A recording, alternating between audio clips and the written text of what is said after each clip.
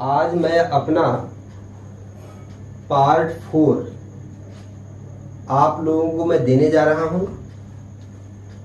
लेकिन मैं यही आप लोगों से कहूंगा कि हो सकता है कि कुछ आवाज में प्रॉब्लम हो, लेकिन यह भी कुछ दिन के बाद दूर हो जाएगी। जैसे ही लॉकडाउन खुलेगा वैसे ही हम अपने इस अरेंजमेंट को और भी अच्छा कर लेंगे। इसलिए बच्चों, यदि किसी भी प्रकार की आवाज में कोई भी प्रॉब्लम आती है तो आप इसे थोड़ा सा अनदेखा कर दीजिएगा। चलिए बच्चों, आज मैं पार्ट 4 देने जा रहा हूं, जिसमें कि कूलम्ब के नियम पर बेस्ड और भी न्यूमेरिकल प्रॉब्लम मैं जा रहा हूं आप लोगों को बताने। उसे आप लोग ध्यान से सुनिएगा, समझिएगा, जहां तक हो उसे लिख भी सकते हैं। इसलिए मैं जो भी समझाऊंगा स्लो मोशन में कई बार रिपीट करते हुए। इसका कारण यह है कि हम और आप एक दूसरे के नजदीक में नहीं हैं। तो सामान्य सी बात है, हमें किसी बात को समझाने के लिए बातों को कई बार बताना पड़ेगा। तो आइए अब हम लोग न्यूमेरिकल प्रॉब्लम की शुरुआत करते हैं। तो आज जो है प्रॉब्लम नंबर 1 जो है ये है 2 point charges plus 4e and plus e fixed at a distance small a. A third charge, at which point a third charge is placed between two charges so that it will be in equilibrium. इसका means ये है कि plus 4e और plus e दो point charges एक दूसरे से small ए distance पर स्थित है। उनके बीच में एक तीसरा चार्ज कहां रखा जाए जिससे कि वह इक्विलिब्रियम में हो। इसमें एक और क्वेश्चन आता है कि तीसरा जो रखा गया चार्ज है उसका इक्विलिब्रियम किस टाइप का होगा, स्टेबल होगा या अनस्टेबल होगा। प्रॉब्लम देखिए ऊपर लिखा भी गया है, आप उसको देख लीजिए। इसके बाद अब मैं प्रॉब्लम को जा रहा हूं सॉल्व करने। बच्चों ध्यान से देखिएगा, प्रॉब्लम को हम किस तरीके से सॉल्व करेंगे इसे आप ध्यान से देखिएगा। आइए देखते हैं सॉल्यूशन। प्रॉब्लम का अब हम लोग सॉल्यूशन देखेंगे। ये देखो, ये 2 पॉइंट चार्जेज हैं और ये दोनों फिक्स हैं। फिक्स का मीन्स ये है कि इन दोनों को हम लोगों ने स्टेबल कर दिया है। अब रिपल्सन की वजह से ये दोनों चार्ज पार्टिकल एक दूसरे से दूर नहीं जाएंगे। इसका मीन्स ये है कि ये दोनों इक्विलिब्रियम में है, इसीलिए फिक्स चार्ज कहा गया है। तो हमें इनके इक्विलिब्रियम पर कोई भी डिस्कस करने की जरूरत नहीं है और इनके बीच में डिस्टेंस ए है। क्वेश्चन ये पूछा गया है कि इनके बीच में तीसरा चार्ज कहां पर रखा जाए जिससे कि वह इक्विलिब्रियम में हो। तो सुनो ध्यान से, जब किनारे के चार्जों के नेचर सेम होते हैं तब जो होता है न्यूट्रल पॉइंट, उदासीन बिंदु, इन्हें ज्वाइन करने वाले लाइन पर ही कहीं बीच में होता है। वो भी छोटे चार्ज के नजदीक में होता है। ध्यान रखिएगा, न्यूट्रल पॉइंट वह पॉइंट होता है जहां पर किसी तीसरे चार्ज को रखने पर उस पर नेट फोर्स 0 होता है या उस पॉइंट पर नेट इलेक्ट्रिक फील्ड 0 होता है। तो देखो ध्यान से, यहां पर दोनों लाइव चार्जेज हैं, तो नॉर्मल सी बात है न्यूट्रल पॉइंट इन दोनों को ज्वाइन करने वाले लाइन के कहीं बीच में होगा, वह भी छोटे चार्ज के नजदीक में होगा। तो सपोज कर लो कि न्यूट्रल पॉइंट इस वाले पॉइंट पर है। सपोज कर लीजिए न्यूट्रल पॉइंट की लार्जर बड़े चार्ज से डिस्टेंस x है, तो छोटे चार्ज से डिस्टेंस होगा a माइनस x। अब यहां पर हमने एक थर्ड चार्ज q को रख दिया। ये पॉजिटिव भी हो सकता है, नेगेटिव भी हो सकता है, कोई भी हो सकता है। अभी हमने यहां पर प्लस q चार्ज को रख दिया। तो देखो बच्चों, अब ये जो पॉजिटिव चार्ज है वह इस चार्ज को रिपेल करेगा इस साइड में। अभी और ये जो पॉजिटिव चार्ज है वह भी इस पॉजिटिव चार्ज को इस साइड में रिपेल करेगा। अब अगर इन दोनों फोर्सेज के मैग्नीट्यूड सेम होंगे तो ये दोनों फोर्स एक दूसरे के प्रभाव को न्यूट्रलाइज कर देंगे, जिससे कि इस थर्ड चार्ज पर नेट फोर्स 0 होगा और ये चार्ज इक्विलिब्रियम में होगा। इसका मीन्स ये है कि ये वाला पॉइंट न्यूट्रल पॉइंट होगा। इसका मीन्स ये है कि F1 और F2 दोनों फोर्सों के मैग्नीट्यूड सेम होने चाहिए न्यूट्रल पॉइंट के लिए। तो देखो ध्यान से बच्चों, therefore for neutral point mod of F1 should be equal to mod of F2। अब हम कूलम्स लॉ का यूज करेंगे। इन दोनों के बीच में वर्क करने वाले फोर्स की वैल्यू को फाइंड करेंगे, डिस्टेंस ये लेंगे, फिर हम इन दोनों के बीच में वर्क करने वाले फोर्स को फाइंड करेंगे, डिस्टेंस ये लेंगे। अब हम लोग यूज करते हैं यहां पर। अब चलो, इन दोनों के बीच में जो फोर्सेज है उसकी वैल्यू होगी 1/4 pi epsilon not Q1 Q2 4E into Q upon x square. इन दोनों के बीच में बात करेंगे तो कूलम्स लॉ का यूज करेंगे 1/4 pi epsilon not Q1 Q2 upon a minus x whole square.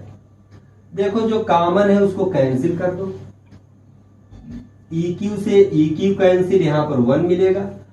अब दोनों साइड का स्क्वायर रूट आप निकाल लीजिए। इसका स्क्वायर रूट होगा 2/x, इसका होगा 1/a माइनस एक्स। अब हम लोग क्रॉस मल्टीप्लीकेशन कर दें, 2a minus 2x is equal to x।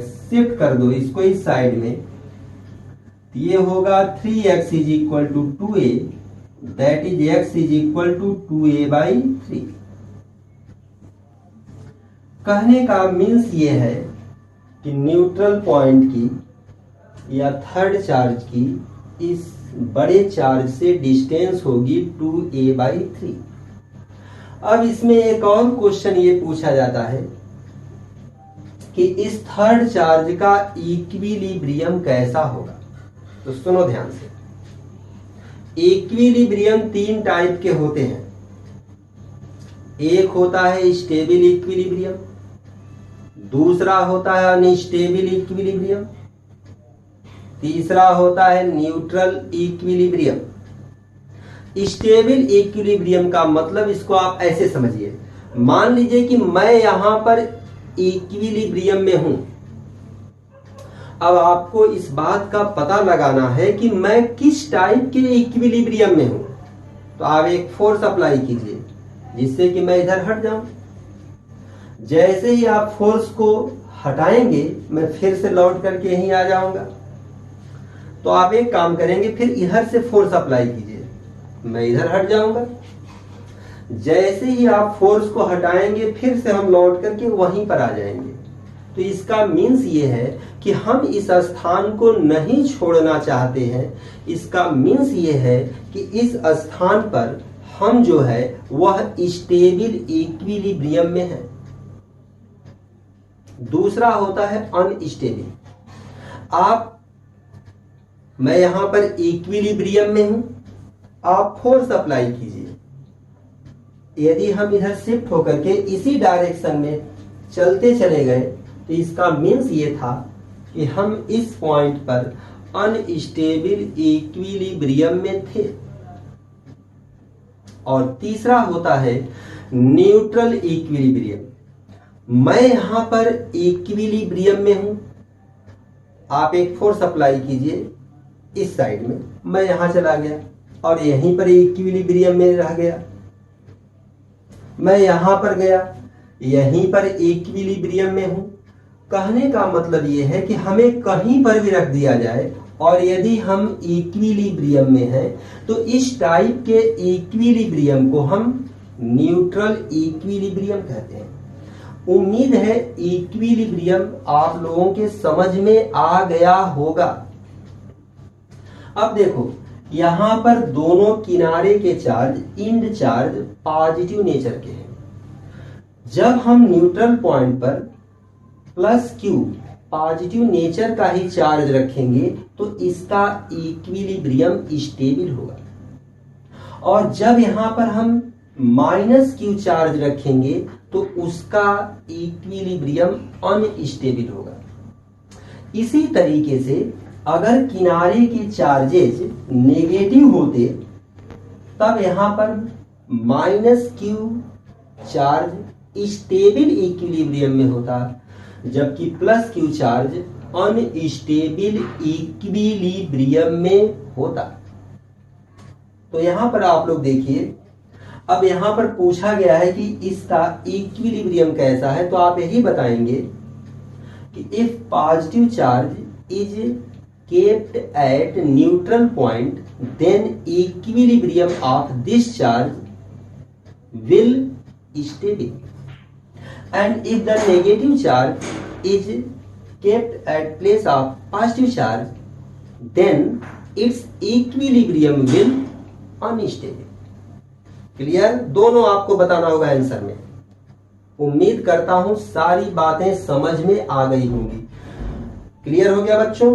अब आप देखिए, यहां पर दोनों किनारे के चार्जों के नेचर सेम थे, तो न्यूट्रल पॉइंट इनको ज्वाइन करने वाले लाइन पर कहीं बीच में मिलता था, छोटे चार्ज के नजदीक। अब अगर इसी में प्रॉब्लम कुछ इस टाइप का होता, ध्यान से देखो बच्चों,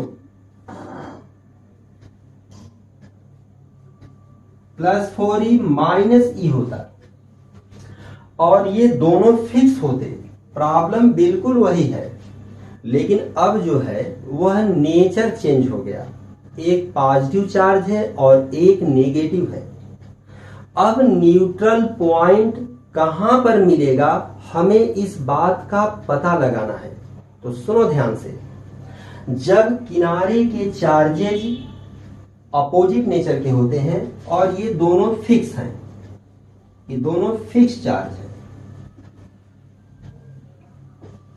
और यहां पर नेचर इनके अपोजिट है, तब न्यूट्रल पॉइंट हमेशा इनको ज्वाइन करने वाले लाइन के बाहर मिलेगा, वो भी छोटे चार्ज के नजदीक में। मतलब जिस चार्ज का मैग्नीट्यूड छोटा होता है उसके नजदीक में न्यूट्रल पॉइंट मिलेगा। तो अब आप देखिए, इस चार्ज का मैग्नीट्यूड छोटा है तो न्यूट्रल पॉइंट इनको ज्वाइन करने वाली लाइन पर बाहर की तरफ मिलेगा।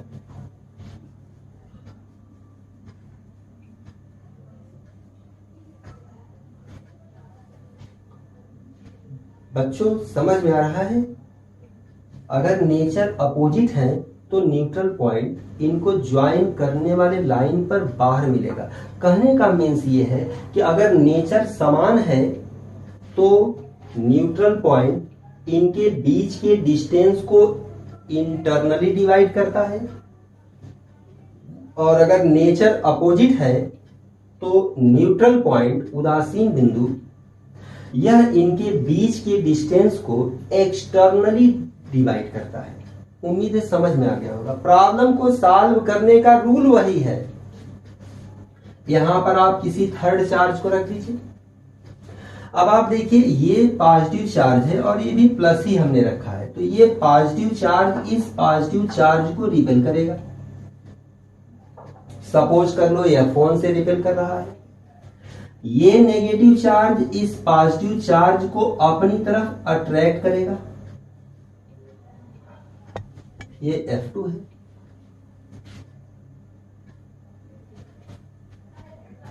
अब देखो बच्चों, अगर इन दोनों फोर्सेस के मैग्नीट्यूड सेम होंगे तो सामान्य सी बात है, दोनों एक दूसरे के इफेक्ट को न्यूट्रलाइज कर देंगे और इस थर्ड चार्ज पर नेट फोर्स 0 होगा और यह इक्विलिब्रियम में होगा। दैट इज ये पॉइंट न्यूट्रल होगा। तो यहां पर भी प्रॉब्लम सॉल्व करने का तरीका वही है कि for neutral point mod of F1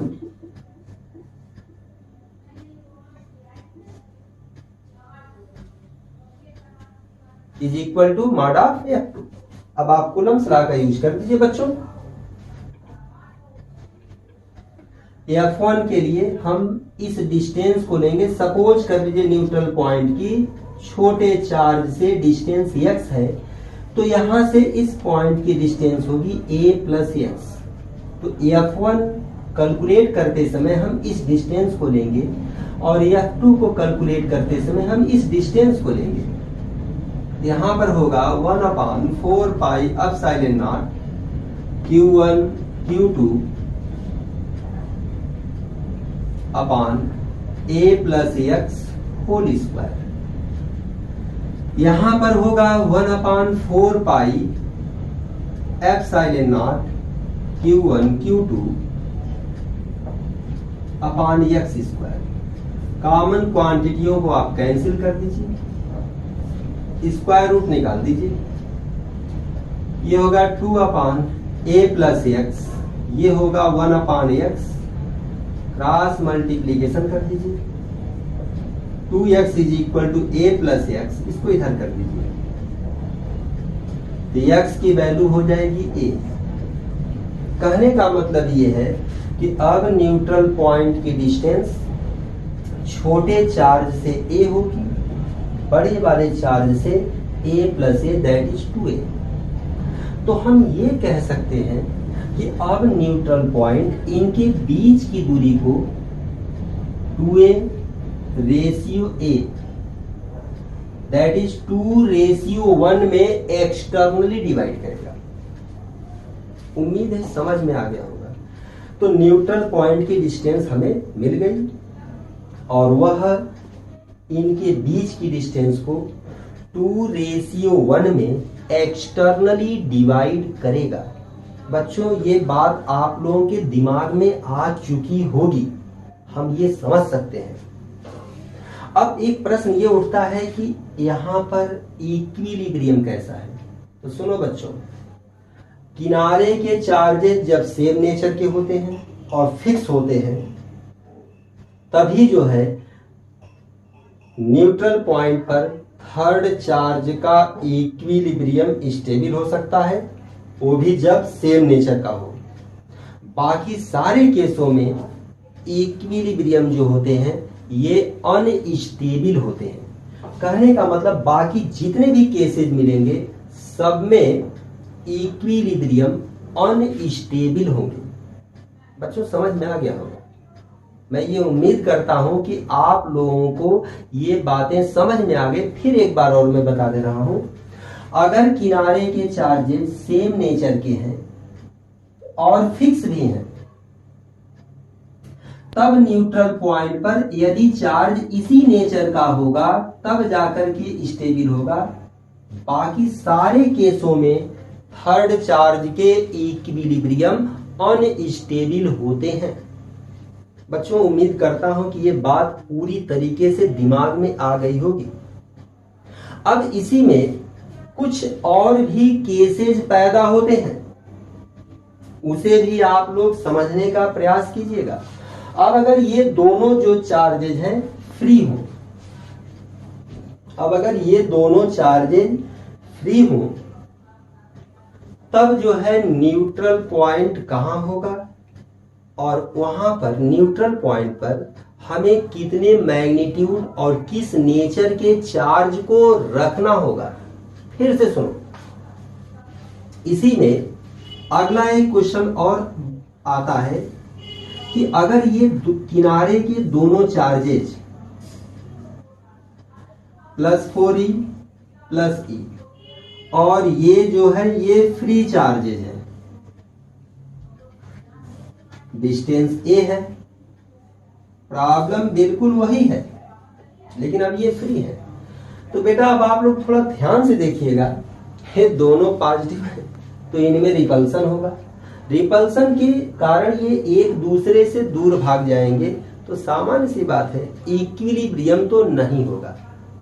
तो बताइए अगर दो पॉजिटिव रिपेल होकर के एक दूसरे से दूर जा रहे हैं तो और उन्हें हमें रोकना है कि भाई वे जाने ना पाए, इक्विलिब्रियम में रहे, तो प्रैक्टिकल में ही समझ लो, तुम दो मित्र हो, बतिया रहे हो और अब कह रहे हो हम लोग चलते हैं, तब तक से आप लोगों के बीच में एक नेगेटिव आकर के, स्मार्ट नेगेटिव आकर के खड़ा हो जाए, तो बताइए क्या आप जाएंगे?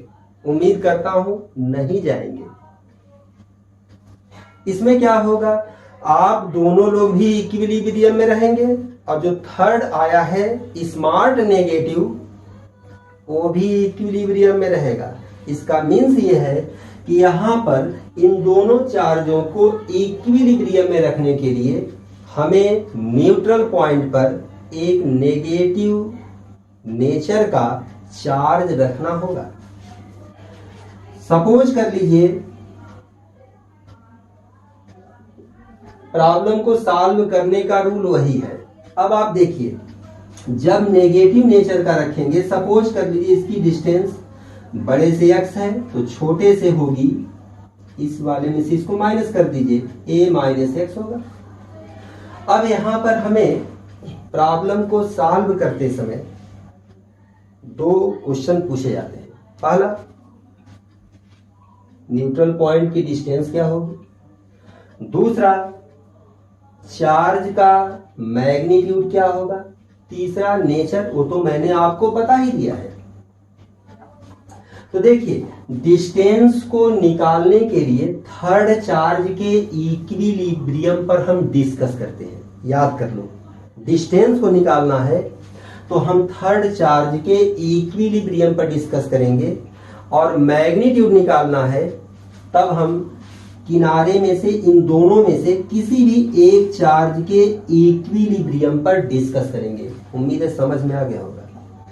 यदि हमें न्यूट्रल पॉइंट की डिस्टेंस को फाइंड करना है तो हम थर्ड चार्ज के इक्विलिब्रियम पर डिस्कस करेंगे, और यदि हमें थर्ड चार्ज के मैग्नीट्यूड को फाइंड करना है तो हम किनारे के दोनों में से किसी भी एक चार्ज के इक्विलिब्रियम पर हम डिस्कस करेंगे। उम्मीद करता हूं समझ में आ गया होगा बच्चों। आइए प्रॉब्लम को सॉल्व करते हैं।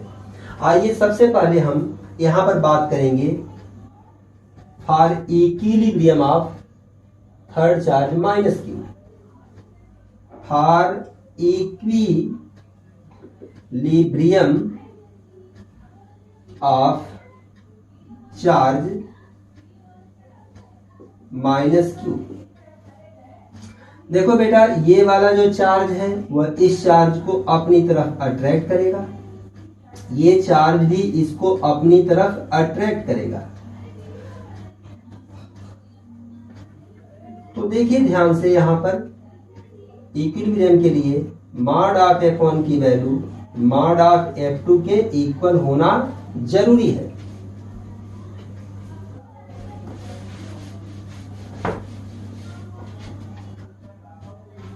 अब आप फार्मूले का यूज कीजिए कूलम्ब्स लॉ के। इट इज इंप्लाइज दैट हो जाएगा इन दोनों के बीच में 1/4 pi epsilon not Q1 Q2 4e into Q upon x square, इन दोनों में 1/4 epsilon not Q1 Q2 upon a minus x whole square. Solve कर दिए, कैंसिल, ये भी कैंसिल हो गया। अब हम लोग स्क्वायर रूट निकालेंगे। 1/x is equal to, sorry यह हो जाएगा 2/x is equal to 1/a minus x. Cross कर दिया जाए, x is equal to 2a minus 2x, इसको इधर लेके आओ, 3x is equal to 2a, तो x की वैल्यू हो गई 2a/3। इस तरीके से हम लोगों को न्यूट्रल पॉइंट की डिस्टेंस मालूम हो गई। अब अगर हमें इसका मैग्नीट्यूड निकालना है तो इन दोनों में से किसी एक चार्ज के इक्विलिब्रियम पर हम डिस्कस करेंगे। आइए हम लोग प्लस ई के इक्विलिब्रियम पर डिस्कस करेंगे। प्लस ई के संतुलन पर अब हम विचार करेंगे। अब हम बात करेंगे फॉर इक्विलिब्रियम ऑफ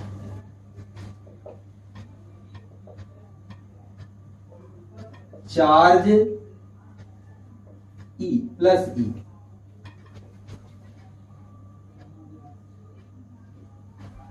देखो बच्चों, फिगर को ध्यान से देखिएगा। देखो बेटा, ये पॉजिटिव चार्ज इस पॉजिटिव चार्ज को रिपेल करेगा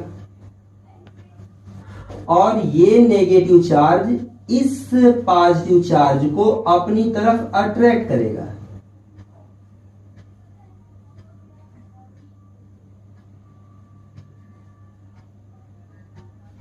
देखो बेटा, ये चार्ज इस चार्ज को F2 से अपनी तरफ अट्रैक्ट कर रहा था, तो ये चार्ज भी इस चार्ज को अपनी तरफ F2 से ही अट्रैक्ट करेगा, F2 से ही अट्रैक्ट करेगा,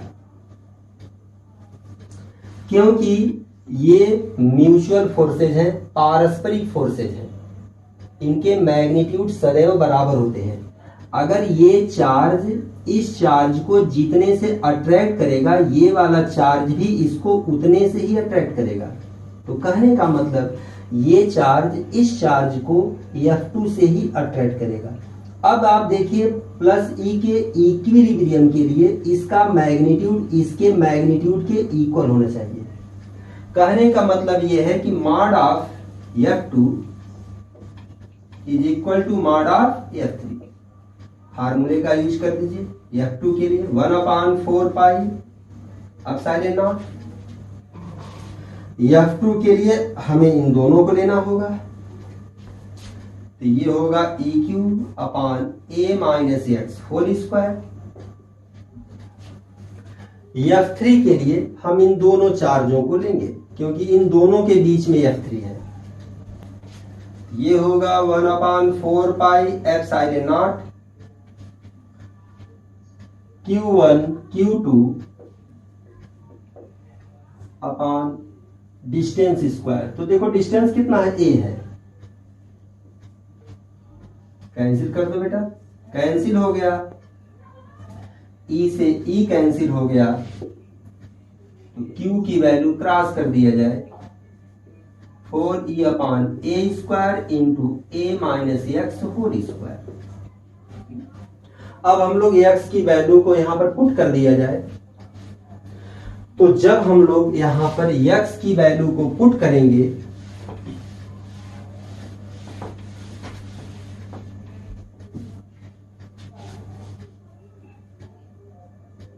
तो q की वैल्यू हमें मिलेगी 4e/a स्क्वायर इंटू, यहां 2a/3 रखा जाएगा, तो a में से 2a/3 माइनस होगा तो a/3 आएगा, a/3 होल स्क्वायर।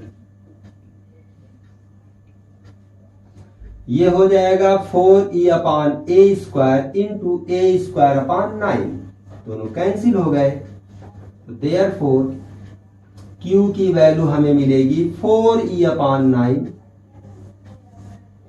जो कि नेगेटिव नेचर का होगा। तो इस तरीके से हम लोगों ने देखा यहाँ पर कि न्यूट्रल पॉइंट की वैल्यू भी मिल गई और न्यूट्रल पॉइंट पर रखे गए चार्ज का नेचर भी मालूम हो गया और उसका मैग्नीट्यूड भी मालूम हो गया। एक और प्रश्न करता है कि इस थर्ड चार्ज का इक्विलिब्रियम कैसा होगा, तो हम पहले ही बता चुके हैं बच्चों कि अनस्टेबल होगा, अस्थायी संतुलन होगा। कहने का मतलब ये है कि यहाँ पर थर्ड चार्ज का जो इक्विलिब्रियम होगा ये अनस्टेबल होगा। उम्मीद करता हूं बच्चों आज ये बातें पूरी तरीके से समझ में आई होंगी। ये हमारा पार्ट 4 था। बच्चों जितनी बातें मैंने समझाया, यदि कोई बात नहीं समझ में आई होगी तो आप लोग कमेंट करके अवश्य पूछ लीजिएगा, मैं आपको आंसर अवश्य दे दूंगा। दूसरी बात यह है कि हो सकता है कुछ वॉइस में, आवाज में प्रॉब्लम हो, लेकिन कुछ दिन के बाद हम अच्छे ऑपरेटर्स ले आएंगे। लॉकडाउन के चलते सब कुछ बंद है, हम अच्छे ऑपरेटर्स नहीं ला पा रहे हैं, जिसकी वजह से हो सकता है कि आवाज में कुछ प्रॉब्लम आ रही होगी। कोई बात नहीं बेटा, कुछ समय के लिए आप लोग इसको कंप्रोमाइज कीजिए। दूसरी बात यह है कि आप हमारे चैनल को सब्सक्राइब कीजिए, लाइक कीजिए, शेयर कीजिए, जिससे कि हमारा उत्साह बना रहे, जिससे कि मैं आपको और भी अधिक जोश से और भी अच्छे नॉलेज दे पाऊं। बिल्कुल आप देखिएगा, आपको क्लास जैसा ही आनंद मिलेगा। बिल्कुल क्लासरूम में आपको ऐसा प्रतीत होगा जैसे कि आप क्लास में बैठे हुए हो। बच्चों उम्मीद करता हूं समझ में आ गया होगा। थैंक यू, धन्यवाद।